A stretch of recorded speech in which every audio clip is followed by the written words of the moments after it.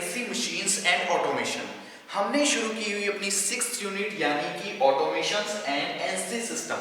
Automation and NC system के अंदर हम लास्ट लेक्चर के अंदर बात कर रहे थे ऑटोमेशन के बारे में।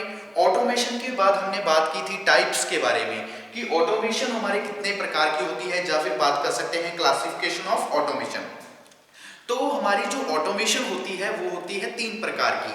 सबसे पहले हमारी थी fix automation, fixed automation, second programmable और थर्ड हमारी थी फ्लेक्सिबल ऑटोमेशन।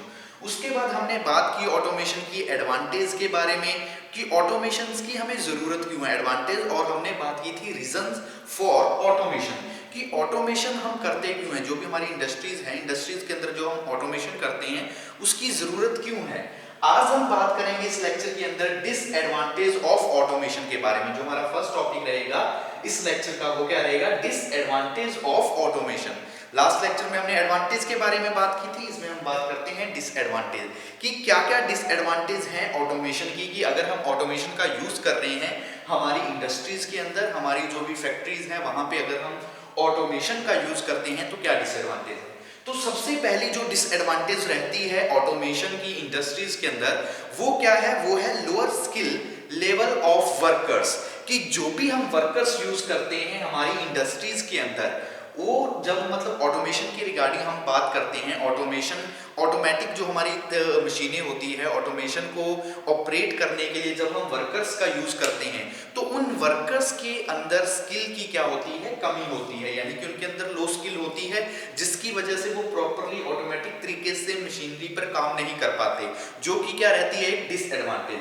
तो डिसएडवांटेज के अंदर जो सबसे पहला रहेगा वो क्या रहेगा, low level, lower skill level, lower skill level of workers. कि जो भी हम वर्कर्स यूज करते हैं हमारी इंडस्ट्रीज के अंदर ऑटोमेशन के लिए, यानी कि ऑटोमेशन के लिए हमारी सीएनसी मशीन्स के अंदर, हमारी इंडस्ट्रीज के अंदर जो भी हम वर्कर्स यूज करते हैं उनके अंदर किसकी कमी होती है, स्किल की कमी होती है। स्किल की कमी होगी जिसकी वजह से वो वर्कर प्रॉपरली काम नहीं कर पाएगा ऑटोमेशन की सहायता से, और उसकी वजह से जो भी हम प्रोडक्ट्स तैयार करेंगे, जो भी हम प्रोडक्शन तैयार करेंगे उसके अंदर किसी ना किसी प्रकार की क्वालिटी के अंदर कमी होगी, वो पुअर क्वालिटी की तैयार होगी अगर वो वर्कर स्किल्ड वर्कर नहीं है, प्रॉपर अनस्किल्ड वर्कर है। सेकेंड हम बात करते हैं डिसएडवांटेज के अंदर अनएम्प्लॉयमेंट।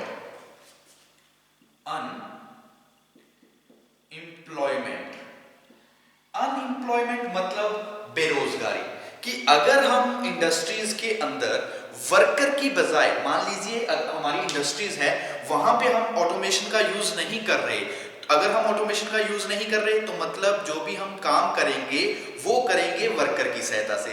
वर्कर की सहायता से करेंगे तो हमें काम करने के लिए ज्यादा से ज्यादा लेबर की, ज्यादा से ज्यादा वर्कर्स की जरूरत पड़ेगी। वर्कर्स काम करेंगे तो बेरोजगारी थोड़ी सी कम होगी। लेकिन अगर वही काम हम कर रहे हैं ऑटोमेशन की सहायता से, ऑटोमेटिक तरीके से हमने ऑटोमेटिक मशीनें यूज की हुई है इंडस्ट्रीज में, जिसकी वजह से लेबर हमें कम जरूरत पड़ती है, लेबर की जरूरत जो होती है हमें वर्कर्स की जरूरत होती है कम होती है, जिसकी वजह से क्या होती है अनएम्प्लॉयमेंट, यानी कि जो बेरोजगारी है वो क्या हो जाती है, इंक्रीज हो जाती है ड्यू टू ऑटोमेशन। तो ये भी एक रीजन है किसका, ऑटोमेशन की डिसएडवांटेज। तो हम लिख सकते हैं डिसएडवांटेज के अंदर दो अभी पॉइंट की बात की है, लो स्किल की जो भी हम वर्कर यूज करते हैं ऑटोमेशन के अंदर उनकी स्किल कम होती है, अनएम्प्लॉयमेंट बेरोजगारी भी बढ़ती है जब हम बात करते हैं ऑटोमेशन के बारे में, कि ऑटोमेशन की वजह से क्या होती है, इंक्रीज इन अनएम्प्लॉयमेंट, यानी कि बेरोजगारी दर बढ़ जाती है। थर्ड पॉइंट की बात अगर हम बात करें तो reduce purchasing power, reduced purchasing power. जो भी परचेजिंग पावर होगी वो परचेजिंग पावर क्या हो जाएगी, reduce purchasing, PURCHASING, reduce purchasing power. Purchasing power का मतलब यहां पे है कि एक तो देखिए कि अगर हम ऑटोमेशन के बाद ऑटोमेशन की सहायता से जो भी हम प्रोडक्ट्स तैयार कर रहे हैं, जो हम बेचना चाहते हैं, जिनको हम परचेज करना चाहते हैं, बेचना चाहते हैं, अगर हम वर्कर्स की बजाय ऑटोमेशन की सहायता से काम कर रहे हैं, वर्कर्स को प्रॉपर सैलरी नहीं मिल रही, तो वो प्रोडक्ट्स जो ऑटोमेशन की सहायता से बने हैं उनको पहले तो खरीदने का विचार उनका नहीं होगा, क्योंकि अफोर्ड नहीं कर पाएंगे। इनका रेट क्या होगा, ज़्यादा होगा। एक तो हम सिंपली कोई वर्कर्स की सहायता से हम प्रोडक्ट्स बना रहे हैं, और एक हम ऑटोमेशन की सहायता से ऑटोमेटिक तरीके से कोई प्रोडक्ट्स तैयार कर रहे हैं, तो उनके जो प्राइस में काफ़ी डिफरेंस होगा, जिसकी वजह से भी क्या हो जाता है, प्रोडक्ट्स की जो कैपेसिटी, मतलब उसकी बेचने की, जो हम बेचते हैं तो उसके अंदर गिरावट आ जाती है, मतलब उसकी खरीद के अंदर भी गिरावट आ जाती है। तो वही लिखा है रिड्यूस परचेजिंग पावर। ऑटोमेशन की वजह से जो परचेजिंग पावर है, यानी कि जो हम परचेज कर रहे हैं उसके अंदर भी क्या आ जाती है, कमी आ जाती है। नेक्स्ट पॉइंट की बात करते हैं, फोर्थ पॉइंट। फोर्थ पॉइंट यानी कि बात होगी सिस्टम चेंज आर डिफिकल्ट, कि बार बार ऑटोमेशन, जैसे ऑटोमेशन है ऑटोमेटिक तरीके से काम कर रहे हैं, तो सिस्टम को बार बार चेंज करना भी डिफिकल्ट हो जाता है ऑटोमेशन के अंदर। ठीक है, जैसे मान लीजिए अगर हम सिंपल वर्कर्स की सहायता से काम कर रहे हैं तो आसानी से एक वर्कर इस काम को कर सकता है, ऑपरेट कर सकता है दूसरी मशीन को, आसानी से तीसरे काम को कर सकता है, ऑपरेशंस को एक प्रोसेस से दूसरी प्रोसेस पे आसानी से कर सकता है। लेकिन ऑटोमेशन के अंदर बार बार सिस्टम को चेंज करना क्या हो जाता है, कई बार डिफिकल्ट हो जाता है। क्या लिखेंगे, system change are difficult, system change are difficult, कि कई बार क्या होता है जो सिस्टम होते हैं उनको चेंज करना भी कई बार क्या हो जाता है, डिफिकल्ट हो जाता है, डिफिकल्ट हो जाता है।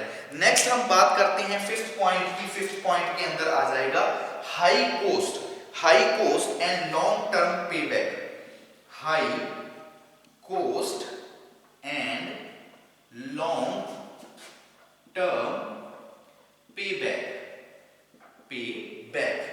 इसका मतलब लॉन्ग टर्म पे बैक का मतलब यहां पे क्या है, यहां पे क्या कहना चाह रहा है कि हाई कोस्ट कि जो ऑटोमेशन है, ऑटोमेशन को जब हम शुरू करते हैं तो ऑटोमेशन को जब हम सेटअप करते हैं, इनिशियल जो हमारी स्टार्टिंग होती है, ऑटोमेशन का खर्चा क्या होता है, ज्यादा होता है। लेकिन जो इसकी हमें मतलब जो भी रिजल्ट मिलता है वो मिलता है काफी टाइम बाद, जब हमारी कंपनी पूरी तरह से ग्रोथ करना शुरू कर देगी तो काफी टाइम बाद लॉन्ग टर्म पे बैक, यानी कि जो हमें फायदा मिलेगा वो मिलेगा काफी लंबे समय के बाद। तो इसलिए एक तरह से इसकी डिसएडवांटेज होती है कि हमने स्टार्टिंग में तो इतना पैसा खर्च कर दिया, लेकिन जो हमें रिजल्ट मिल रहा है वो मिल रहा है काफी समय बाद। तो ये कुछ डिसएडवांटेज रहेगी हमारी ऑटोमेशन की। कौन कौन सी ऑटोमेशन की डिसएडवांटेज है, सबसे पहले बात कर लेते हैं lower skill level of workers, कि जो भी हम वर्कर्स यूज करते हैं ऑटोमेशन के अंदर, उनके अंदर स्किल की क्या होती है, कमी होती है। सेकंड पॉइंट हमने बात की अनएम्प्लॉयमेंट, ऑटोमेशन की वजह से अनएम्प्लॉयमेंट होती है, यानी कि जो बेरोजगारी है वो बढ़ जाती है due to automation. Third point बात की है रिड्यूस परचेजिंग पावर, जो भी परचेजिंग पावर है, जब अगर हम ऑटोमेशन का यूज कर रहे हैं तो जो वर्कर्स है उनको प्रॉपरली वेज नहीं मिल पाती, जिसकी वजह से वो ऑटोमेशन से तैयार जो भी हमारे प्रोडक्ट्स होते हैं उनको परचेज करने के अफोर्ड नहीं होते, यानी कि उनको अफोर्ड नहीं कर पाते। तो इसकी वजह से भी जो परचेजिंग पावर है उसके अंदर कमी आ जाती है due to automation. Next point है सिस्टम चेंजेस आर डिफिकल्ट, जो भी हमारा सिस्टम है उसको बार बार चेंज कर पाना मुश्किल हो जाता है ऑटोमेशन के अंदर। अगर हम मैन्युअली काम कर रहे हैं तो हम चेंज कर सकते हैं आसानी से, लेकिन ऑटोमेशन के दौरान सिस्टम को चेंज करना वो क्या होता है, इम्पॉसिबल होता है, यानी कि डिफिकल्ट।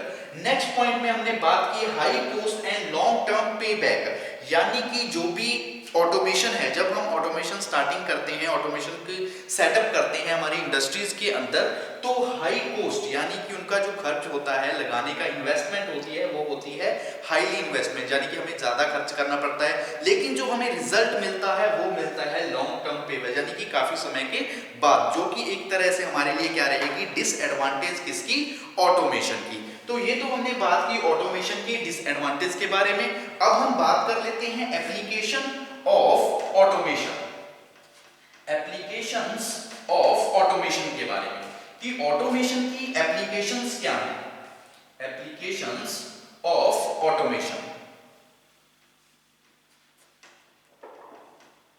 जो हमारा टॉपिक रहेगा वो टॉपिक क्या है, एप्लीकेशंस ऑफ ऑटोमेशन।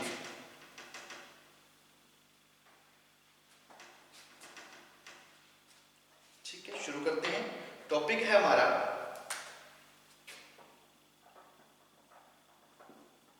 एप्लीकेशंस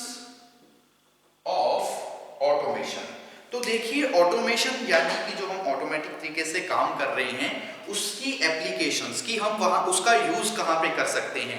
तो it is used to produce variety of products, काफी तरह के variety of products, different different shapes के, डिफरेंट साइज के, डिफरेंट डिफरेंट स्पेसिफिकेशन के, जैसी भी हमारी रिक्वायरमेंट है उसके अकॉर्डिंग हम कोई भी प्रोडक्ट्स तैयार करना चाहते हैं तो वो ऑटोमेशन की सहायता से कर सकते हैं। इसके अलावा हमारी फ्लो लाइन से लेके, हमारी जो फ्लो लाइन होती है जहां से हम शुरू करते हैं ऑटोमेटेड फ्लो लाइन से लेके मटेरियल हैंडलिंग तक, मटेरियल हैंडलिंग से लेके जो रोबोटिक काम करते हैं, रोबोटिक के बाद जो भी हमारा फाइनल असेंबली होती है, प्रोसेस कंट्रोल, इन्वेंट्री होती है, वहां तक भी हम किसका यूज करते हैं, वहां भी हम यूज करते हैं ऑटोमेशन का। इसके अलावा जो भी हमारी प्रोसेस प्लानिंग होती है, ड्राइंग होती है, डिजाइनिंग होती है, क्रिएटिंग होती है, तो वहां पे भी हम यूज करते हैं ऑटोमेशन का। तो ऑटोमेशन का हम यूज कहां पे कर सकते हैं, काफी जगह पे। सबसे पहले तो हम लिखेंगे फर्स्ट पॉइंट के अंदर, it is used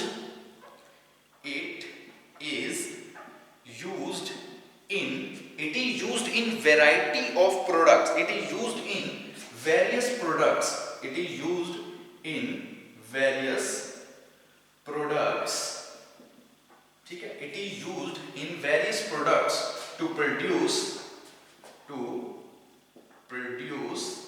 in large volume, ठीक है, various products to produce in large volume, ठीक है, various products to produce in large volume, large volume के अंदर काफी सारे जो प्रोडक्ट्स हैं उनको प्रोड्यूस करने के लिए भी हम किसका यूज कर सकते हैं, हम यूज कर सकते हैं हमारी ऑटोमेशन का।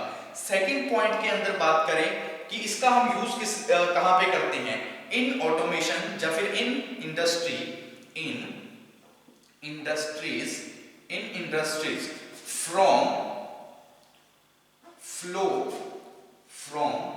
फ्लो लाइंस, जो हमारी फ्लो लाइन होती है, फ्रॉम फ्लो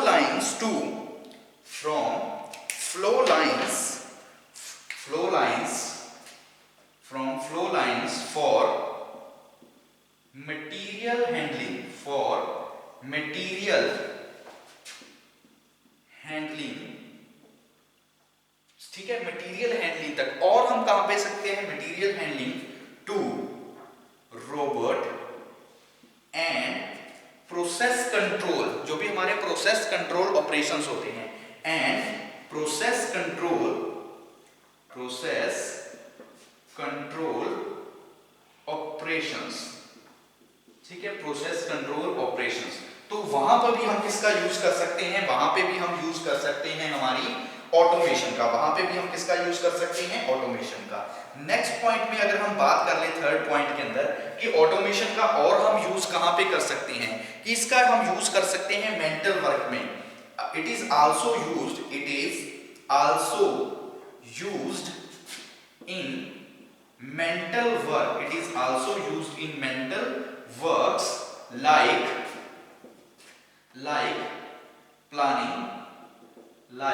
प्लानिंग, जो भी हमने प्लानिंग करनी है, लाइक प्लानिंग, किसकी planning, process planning, like planning, design and manufacturing and data collection. तो इस तरह से काफी जगह है जहां पे हम इंडस्ट्रीज के अंदर, आपको बताया था जब हम बात कर रहे थे ऑटोमेशन की, तो ऑटोमेशन के अंदर आपको बताया था कि स्टार्टिंग से लेके फाइनल तक, यानी कि शुरू से लेके जब तक हमारा प्रोडक्ट्स कंप्लीट नहीं होता तब तक हम यूज करते हैं हमारे ऑटोमेशन का। वो भी यहीं पे भी हमने यही बात की है ऑटोमेशन की एप्लीकेशंस के अंदर कि कहां पे यूज कर सकते हैं। तो देखिए पहले पॉइंट में हमने क्या बात की है, it is used in various products to produce in large volume, कि लार्ज वॉल्यूम के अंदर जो हमारे वेरियस प्रोडक्ट्स होते हैं, वेरियस प्रोडक्ट्स अलग अलग प्रोडक्ट्स होते हैं, उन प्रोडक्ट्स के अंदर उन प्रोडक्ट्स को प्रोड्यूस करने के लिए, चाहे वो अलग अलग डिजाइन के, अलग अलग रिक्वायरमेंट के, अलग अलग स्पेसिफिकेशंस के हैं, उनको लार्ज वॉल्यूम के अंदर प्रोड्यूस करने के लिए हम किसका यूज कर सकते हैं, हम यूज कर सकते हैं हमारे ऑटोमेशन का।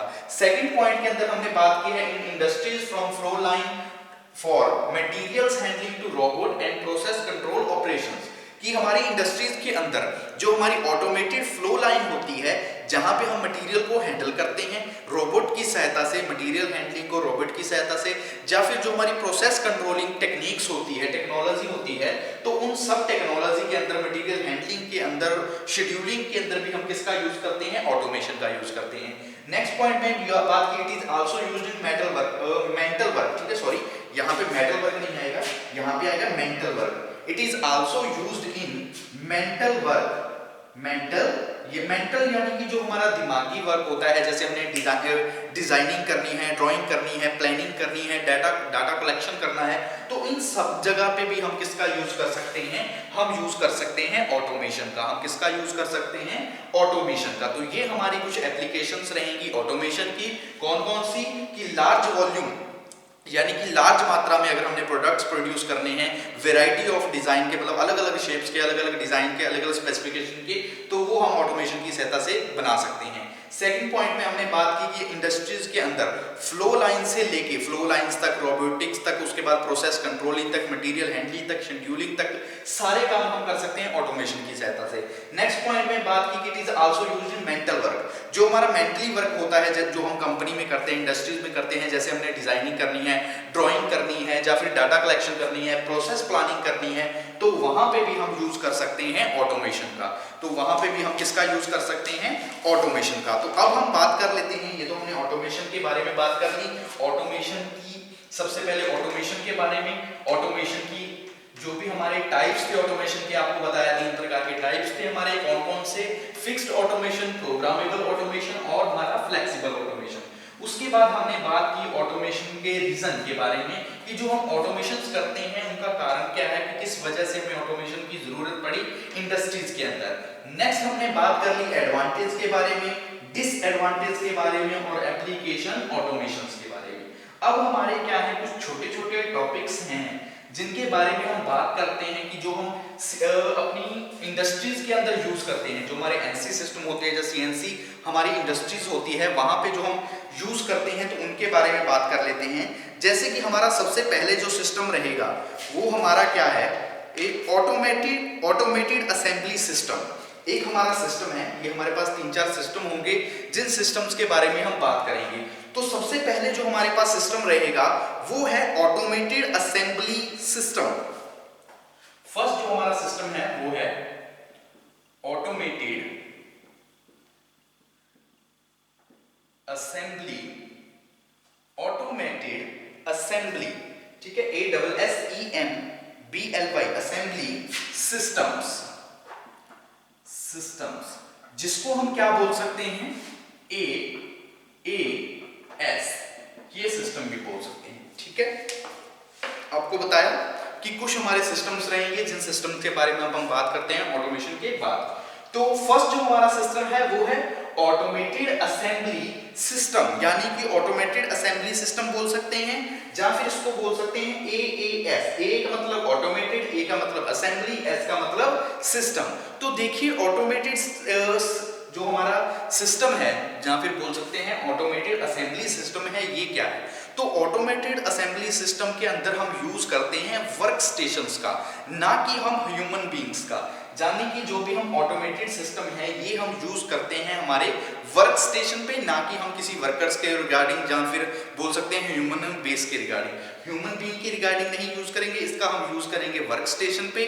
और यूज हम किस लिए करते हैं? इसको यूज हम करते हैं लाइन बैलेंसिंग के लिए। जो हमारा लाइन बैलेंसिंग होता है, यानी कि जो हमारी प्रोसेस चल रही है एक लाइन के ऊपर, जहां पे हम असेंबल कर रहे हैं, जिसको हम असेंबलिंग लाइन भी बोल सकते हैं, द लाइन बैलेंसिंग भी बोल सकते हैं, तो उसको कंट्रोल करने के लिए भी हम यूज कर लेते हैं ऑटोमेटेड असेंबली सिस्टम का यूज कर लेते हैं, जिसके अंदर हम इंडिविजुअल जो भी हमारी प्रोसेस रहेगी उसको हम अलग अलग तरीके से, जिस हिसाब से हमारी प्रोसेस चल रही है लाइन बैलेंसिंग के हिसाब से, हम उसको क्या करेंगे? कंट्रोल करेंगे। तो AAS सिस्टम के अंदर या फिर ऑटोमेटेड असेंबली सिस्टम के अंदर हम क्या लिखेंगे कि it is a method, it is A automated method, it is a automated method used in workstation, it is a automated method used in workstations, used at, या इन लिख सकते हो used at stations rather than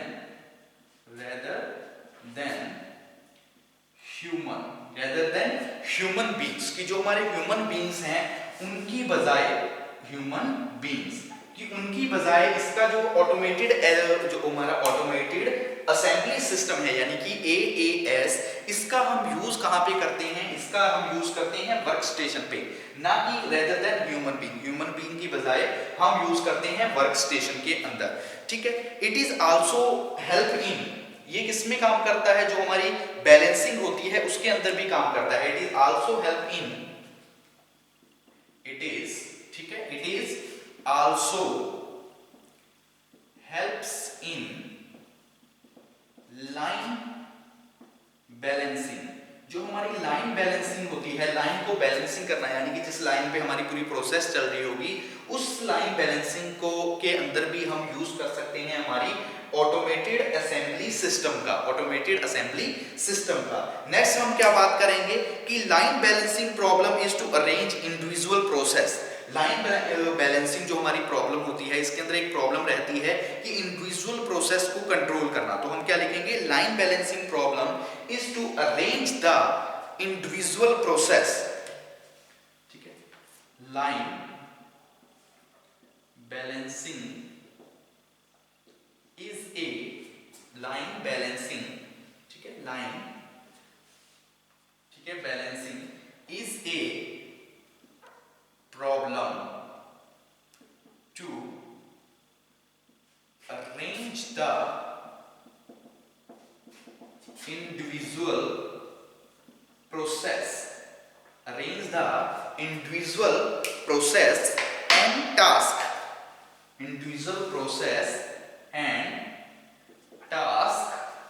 at different workstations, arranged at different workstations, ठीक है, at different workstation। तो ये हमारा क्या रहेगा? ये हमारा रहेगा automated assembly system. Automated assembly system के बारे में आपको पता लगा कि ऑटोमेटेड असेंबली सिस्टम एक ऑटोमेटेड मेथड है जिसके अंदर हम जो भी काम करेंगे, मतलब इसका हम यूज किस लिए करते हैं? यूज हम करते हैं वर्क स्टेशन पे रेदर देन ह्यूमन बीइंग, यानी कि ह्यूमन बीइंग की बजाय इसका हम यूज करते हैं वर्क स्टेशन पे। लाइन बैलेंसिंग के रूप में भी हम यूज कर सकते हैं ऑटोमेटेड असेंबली सिस्टम का। लाइन बैलेंसिंग के अंदर एक प्रॉब्लम होती है इंडिविजुअल जो प्रोसेस होती है उसको कंट्रोल कर पाना, तो अरेंज कर पाना, जो भी उसकी इंडिविजुअल प्रोसेस हमारी चलेगी। जैसे कि हर एक प्रोसेस होती है इंडिविजुअल, यानी कि प्रत्येक जो हमारी प्रोसेस चलेगी, मान लीजिए ये लाइन बैलेंसिंग है, लाइन बैलेंसिंग की पहली process, second process, third process, तो इन प्रोसेस को अरेंज करने के लिए भी हम यूज कर लेते हैं हमारी ऑटोमेटेड असेंबली लाइन का। ठीक है। हमारे वर्क स्टेशन के अंदर जो भी इंडिविजुअल प्रोसेस है या फिर टास्क है, डिफरेंट वर्क स्टेशन, अलग अलग वर्क स्टेशन पे जो हमारी प्रोसेस चल रही है उसको अरेंज करने के लिए भी हम यूज कर लेते हैं ऑटोमेटेड असेंबली सिस्टम का। तो ऑटोमेटेड असेंबली का सिस्टम का हम यूज कर सकते हैं। तो ये तो हमारा रहेगा automated assembly system. Automated assembly system के अंदर क्या होता है? जब हम वर्क स्टेशन की बात करते हैं तो इसके अंदर कुछ कंपोनेंट्स होते हैं जिनका हम यूज करते हैं हमारी इंडिविजुअल प्रोसेस को अरेंज करने के लिए। जो भी हमारे टास्क होते हैं, प्रोसेस होती है, इनको अरेंज करने के लिए हम क्या करते हैं? कुछ कंपोनेंट्स का यूज करते हैं हमारे ऑटोमेटेड सिस्टम के अंदर, ऑटोमेटेड असेंबली सिस्टम के अंदर। तो उन्हीं के बारे में हम बात कर लेते हैं यहाँ पे कि कौन कौन से वो कंपोनेंट्स हैं जिनका हम यूज करते हैं हमारी ऑटोमेटेड असेंबली सिस्टम के अंदर। ठीक है, इसको ऑफ कर देते हैं। ठीक है, ये कुछ टर्म्स हैं जिनके बारे में आपको पता होना चाहिए कि AAS, क्योंकि शॉर्ट फॉर्म में कई बार पूछ लेता है कि एक डबल ए, ठीक है, AS यानी कि AAS इसका मतलब क्या है? सिंपल एक नंबर में पूछ सकता है। तो AAS का मतलब आपको पता होना चाहिए क्या है? Automated assembly system. अब हम यहाँ पे बात कर लेते हैं, आपको बताया था कि जो ऑटोमेटेड असेंबली सिस्टम है इसके कुछ बेसिक कंपोनेंट्स हैं। तो हम क्या बात करेंगे? The basic components of the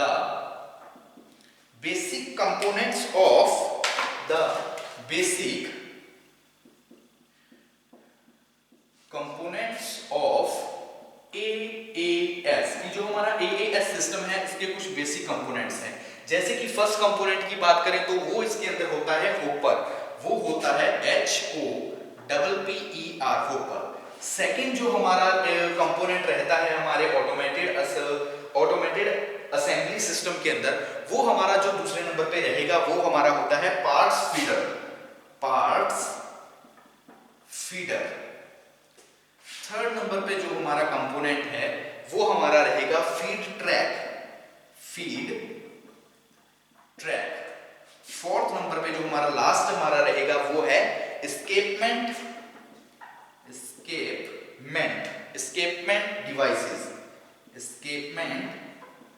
devices. तो ये हमारे चार कंपोनेंट होते हैं हमारे जो एएएस सिस्टम यानी कि ऑटोमेटेड असेंबली सिस्टम है उसके अंदर चार। होपर का काम क्या होता है? सबसे पहले जो होपर सिस्टम होता है, होपर क्या करता है? It is a container. ये एक कंटेनर होता है जो काम क्या करता है? It is a container which loaded the component to the work station. यानी कि हमारा जो होपर है इसका काम क्या है? ये कंटेनर होता है यानी कि एक बक्सा होता है, बॉक्स होता है, जिसका काम क्या होता है? हमारे कंपोनेंट को उठाना यानी कि कंपोनेंट को रिसीव करना और उसको वर्क स्टेशन तक लेके जाने के लिए मतलब लोड करना। तो होपर क्या रहेगा? It is a container which contain the it is a container into which component are loaded at workstation। कि वर्क स्टेशन पे जो हमारा कंपोनेंट है उसको लोड करने के लिए जो हम सिस्टम यूज कर लेते हैं वो हमारा क्या रहेगा? होपर। सेकंड बात करते हैं पार्ट्स फीडर के बारे में। तो पार्ट फीडर क्या है? ये भी एक कंपोनेंट है हमारा किसका? ऑटोमेटेड असेंबली सिस्टम का एक कंपोनेंट है जिसका काम क्या करना है? रिमूव करना। किसको रिमूव करना? जो हमारा कंपोनेंट है, कंपोनेंट को होपर से रिमूव करने का काम करेगा पार्ट्स फीडर।